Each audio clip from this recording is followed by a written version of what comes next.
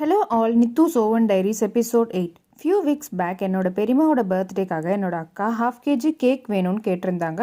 And flavours வந்து ப்ரீமியமாக இருக்கணும்னு சொன்னாங்க. அண்ட் நம்ம பேஜ்லேருந்து ஃபர்ஸ்ட் பர்த்டே ஆர்டர் ஸ்பெஷல் பர்சனுக்காக பண்ணுறதுல ரொம்ப ஹாப்பி எனக்கு. So I chose rasmalai cake. As usual ½ kg design இல்லாமல் என்னோட அக்காவுக்கும் சர்ப்ரைஸ் தரா மாதிரி ½ kgலேயே 2 tier கேக் மாடல் பண்ணலான்னு டிசைட் பண்ணேன். அண்ட் ரசமலாயும் 100% ஹோம் மேட் தான். இந்த கேக்கை ரெடி பண்ணுற சேலஞ்சை விட எனக்கு இந்த கேக்கை டெலிவரி பண்ணுற சேலஞ்ச் தான் பெருசாக தெரிஞ்சது. பிகாஸ் செங்கல்பட்டுலேருந்து 40 minutes ட்ராவல் பண்ணி நான் இந்த கேக்கை வந்து டெலிவரி பண்ணணும்.